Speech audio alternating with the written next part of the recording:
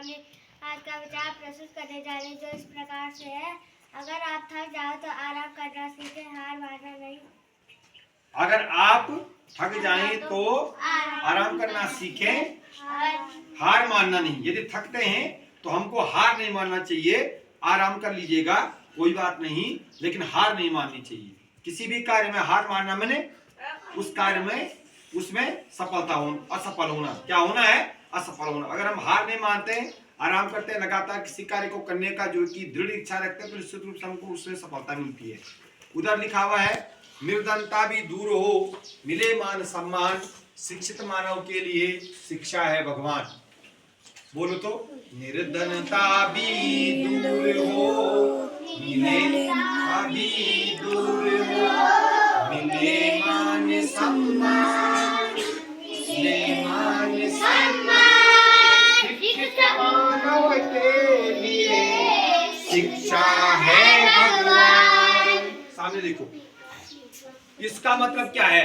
निर्धनता में क्या होता है? गरीबी। गरीब व्यक्ति के लिए, गरीब व्यक्ति जब लिख नहीं सकता, जब पढ़ लिखेगा तो बहुत बड़ा आदमी बनेगा, पर वो अपनी शिक्षा को कभी नहीं भूल सकता। ठीक, आगे देखो, निर्धनता भी दूर हो, मिले मान सम्मान।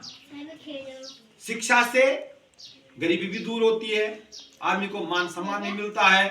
ठीक है, शिक्षित मानव के लिए शिक्षा है भगवान। शिक्षित जो मानव है, जो मनुष्य शिक्षित है, जिसने अच्छी शिक्षा ग्रहण कर रखी है, उसके लिए शिक्षा किसके समान है? भगवान के समान है। इसलिए हमको जो है अपनी शिक्षा ग्रहण करने में कोई भी कमी कोर कसर नहीं छोड़नी चाहिए।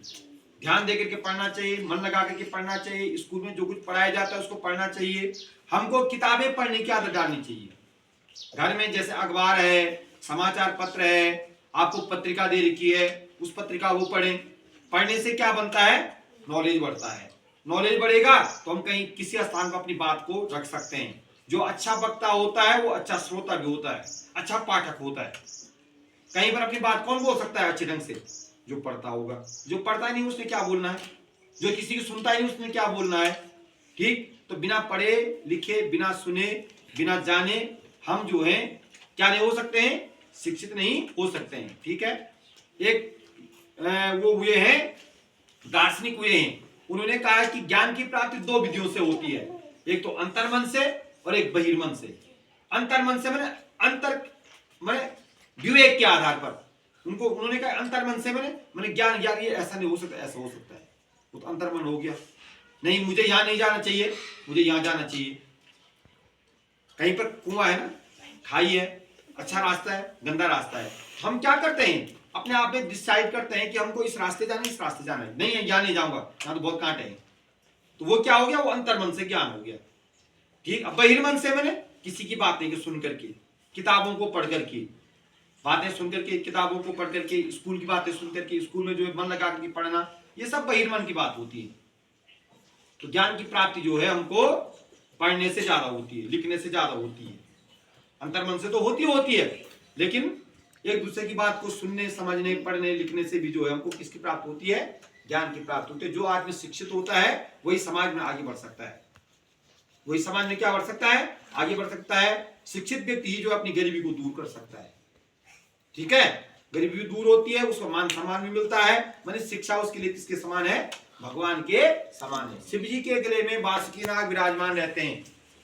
शिव जी के गले में जो नाग है ना, उनका नाम क्या है? बासुकी नाग। और भगवान विष्णु किसकी सया पे सोए हुए रहते हैं? शेषनाग की। किसकी? शेषनाग। हाँ, भगवान विष्णु जो है किसकी सया पे सोए हुए रहते हैं?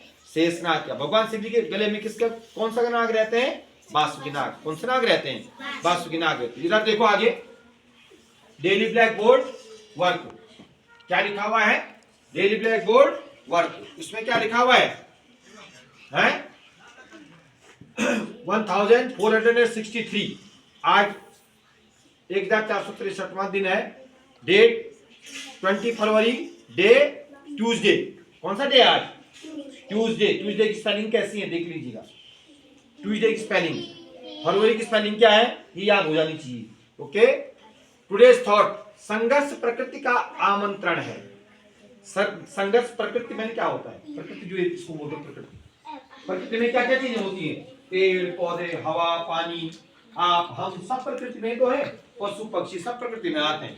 सब किस में आते हैं? प्रकृति में आते हैं। संघर्ष प्रकृति का आमंत्रण है। जो स्वीकारता है वही आगे बढ़ता है। जो स्वीकारता है वही आगे बढ़ता है। ठीक, जिसने इसके संघर्ष को स्वीकार दिया वही क्या बनेगा? आगे बढ़ेगा। कुर्सी, चेयर, अंग्रेजी में चेयर को, सॉरी अंग्रेजी में चेयर बोलते हैं कुर्सी को, और हिंदी में कुर्सी बोलते हैं, संस्कृत में आसंदो बोलते हैं। संस्कृत में क्या बोलते हैं? आसंदो। ठीक, टुडे जी के इंद्रधनुष में सबसे अधिक विक्षेपण लाल रंग का होता है। विक्षेपण में होता है फेंकना, तितरना, मैंने सबसे ज्यादा दिखाई देने वाला। विक्षेपण में फेंकना भी होता है। विक्षेपण में क्या होता है? फेंकना, चितरना। तो इंद्रधनुष में सबसे ज्यादा रंग कौन सा दिखाई देता है? लाल रंग। ठीक, 20 फरवरी आज विश्व सामाजिक न्याय दिवस भी है और पुण्यतिथि है 20 फरवरी 1950 को शरद चंद्र बोस स्वतंत्रता संग्राम सेनानी थे, उनकी जो है पुण्यतिथि है। इनका जन्म हुआ था 7 सितंबर 1989 को कलकत्ता में। 7 सितंबर 1989 को कलकत्ता में जो है शरद चंद्र बोस जी का जन्म हुआ था। ये किसके भाई थे? सुभाष चंद्र बोस जी के भाई थे। किसके भाई थे? सुभाष चंद्र बोस जी के भाई थे। कौन? शरद चंद्र बोस स्वतंत्रता संग्राम सेनानी थे। और 20 फरवरी 1950 को जो है उनका क्या हुआ था? निधन हुआ था। आज उनकी पुण्यतिथि है। उनकी पुण्यतिथि पर हमको क्या करते हैं? उनको सत सत नमन करते हुए श्रद्धा सुमन अर्पित करते हैं। और ऑस्ट्रेलिया की हिलर झील पूरी दुनिया में गुलाबी पानी के लिए मशहूर है। किसके लिए मशहूर है? गुलाबी पानी के लिए। गुलाबी पानी के लिए मशहूर है। कौन सी झील? देखो, एक सामान्य ज्ञान का प्रश्न हो गया तुम्हारे लिए। सामान्य ज्ञान का क्या हो गया? प्रश्न हो गया कि ऑस्ट्रेलिया की हिलर झील पूरी दुनिया में गुलाबी पानी के लिए क्या है? मशहूर है। मतलब वहां का पानी कैसा है? उस झील का पानी क्या है? गुलाबी है। ठीक है, आज के लिए बस इतना ही। Thank you everyone.